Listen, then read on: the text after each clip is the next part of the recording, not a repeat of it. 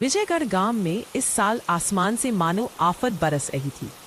लगातार कई दिनों से बहुत जोरों से बारिश हो रही थी और ऐसा लग रहा था कि प्रकृति अपने रौद्र रूप में है। बादल गरज रहे थे, बिजली कड़क रही और हर बीतते घंटे के साथ बारिश की तीव्रता बढ़ती ही जा रही थी।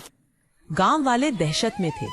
उनके मन में एक ही डर समाया हुआ था कि इस बार बारिश का यह कहर सब कुछ तबाह करने के बाद ही थमेगा। उनके चेहरों पर निराशा साफ दिख रही थी। यह बारिश तो रुकने का नाम ही नहीं ले रही।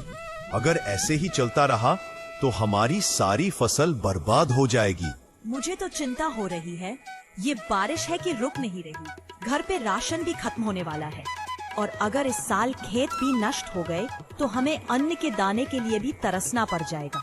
क्या करूं? सविता कुछ समझ नहीं आ रहा। मैंने सोचा था इस बार खेती अच्छी होगी तो मोहन को अच्छे स्कूल में पढ़ने भेजूंगा, पर अब मुझे नहीं लगता कि मैं मोहन को पढ़ा भी पाऊंगा। आप चिंता मत करो, हम कल खेत चल के देखेंगे। मुझे नहीं लगता कि खेत खराब हो गया होगा। भगवान हमारे पेट पर लात नहीं मारेंगे।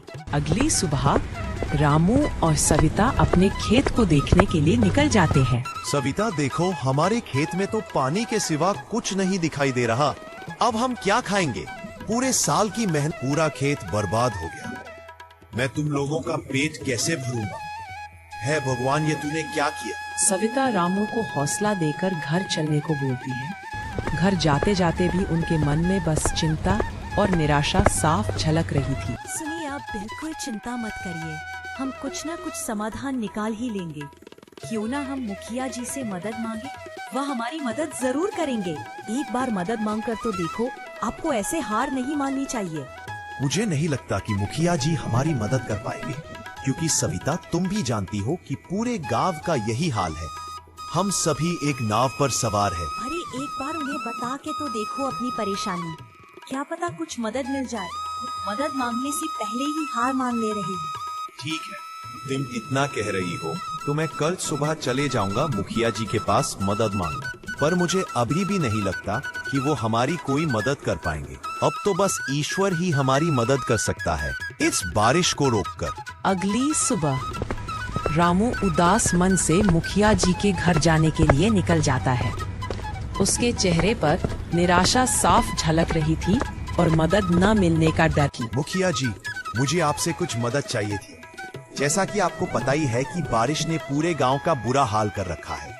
सबकी खेती बर्बाद हो गई है और आपको यह भी पता है कि मैं गरीब किसान हूँ।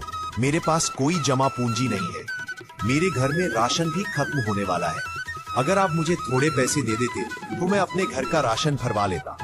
जैसे ही बारिश खत्म होगी मैं फिर से मेहनत करके आपका एक एक पैसा लौटा दूंगा।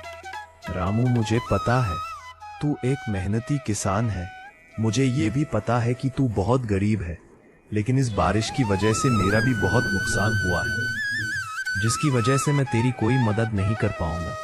ज्यादा से ज्यादा मैं तुझे हौसला ही दे सकता हूँ। इससे ज्यादा मैं तेरी कोई मदद नहीं कर पाऊंगा, क्योंकि मेरी खुद हालत खराब हो रही है इस बारिश के चक्कर में। हाँ, अगर मेरे पास तेरी परेशानी का कोई समाधान होता तो मैं जरूर तेरी मदद करता। कोई बात नहीं मुखिया जी, मैं समझ सकता हूँ। आपका धन्यवाद, आपने मेरी परेशानी को समझा। अच्छा मुखिया जी, फिर मैं चलता हूँ। इतना बोलकर रामू निराश मन से अपने घर की ओर चला जाता है। उसकी चिंता और बढ़ती जा रही थी, क्योंकि उसको कहीं से कोई मदद मिलने का साधन नहीं मिल रहा था। ऐसे ही समय बीत गया और विजयगढ़ गांव में धीरे धीरे बारिश का प्रकोप कम होने लगा। एक दिन रात के समय एक अनजान गाड़ी रामू के घर के आगे रुकती है। रामू घर के बाहर निकलकर देखता है कि कोई अनजान व्यक्ति उसी गाड़ी के पास। सुनिए भाई साहब, क्या आप किसी रामू नाम के व्यक्ति को जानते हैं? वह इसी गांव में ही रहते हैं। आप कौन और आप रामू को क्यों ढूंढ रहे हैं? आपको पहले तो इस गांव में नहीं देखा कभी। जी, मैं विक्रम हूँ और मैं बहुत दूर से आया हूँ रामू की मदद करने। क्या अब आप मुझे बता सकते हैं कि रामू कहाँ मिलेंगे? मैं ही रामू हूँ, पर मैं तो तुम्हें नहीं जानता। और तुम मेरी मदद क्यों करना चाहते हो? सुनो रामू, मुझे पता है कि इस बार तुम्हारी फसल बारिश के कारण बेकार हो गई है और मैं तुम्हारी मदद करना चाहता हूँ।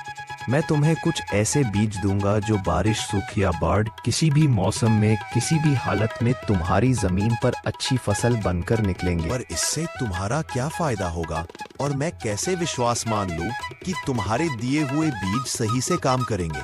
तुम्हें करना बस इतना है कि जब तुम्हारी खेती तैयार हो जाए तो उस खेती से जो तुम पैसे कमाओगे उसका आधा मुनाफा तुम्हें मेरे साथ बांटना होगा। इससे हम दोनों का फायदा होगा। अब ये तुम्हारे ऊपर है कि तुम्हें मेरी बातों पर विश्वास है या रामू को नहीं। कुछ समझ नहीं आता।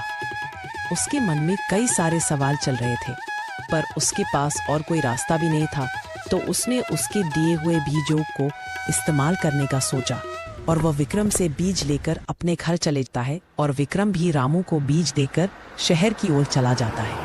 रामू घर जाकर सविता को सारी बात बताता है कि कैसे उसे एक अनजान व्यक्ति मदद करने के लिए बीज देकर गया है, उसके खेत पर इस्तेमाल करने के लिए। अगली सुबह रामू उन बीजों को लेकर अपने खेत की ओर निकल जाता है। खेत पहुंचते ही वह बीजों को अपने खेत में बो देता है।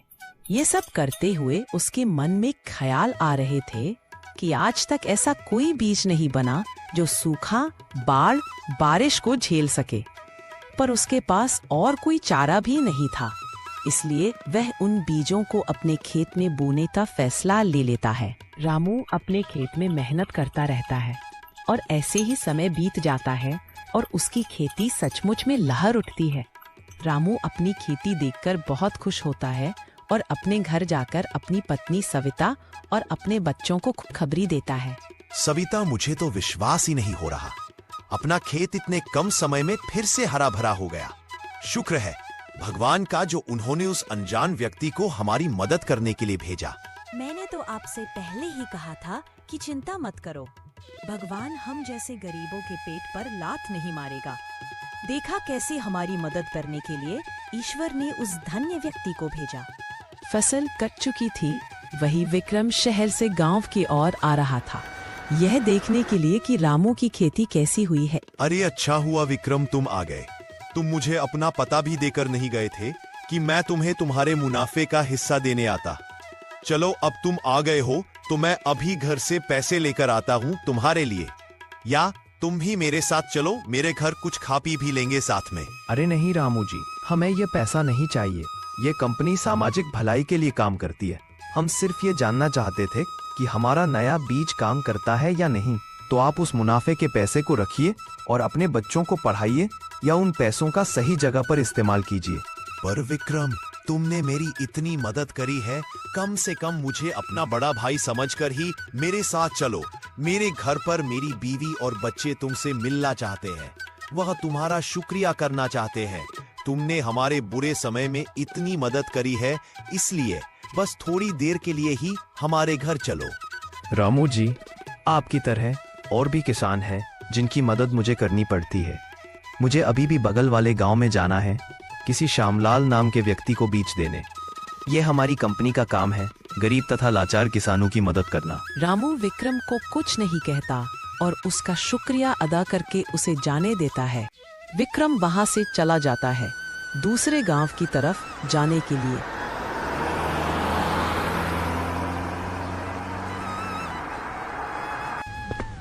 अगली सुबह जब गांव वालों को पता चलता है कि इतने कम समय में रामू ने इतनी अच्छी फसल उगाई है, तो वह लोग रामू के घर आते हैं रामू से पूछने के लिए कि उसने अपनी फसल में क्या डाला था जिससे उसकी फसल इतनी जल्दी बड़ी हो गई। रामू बचे हुए बीज गांव वालों को दे देता है और गांव वालों की मदद करता है।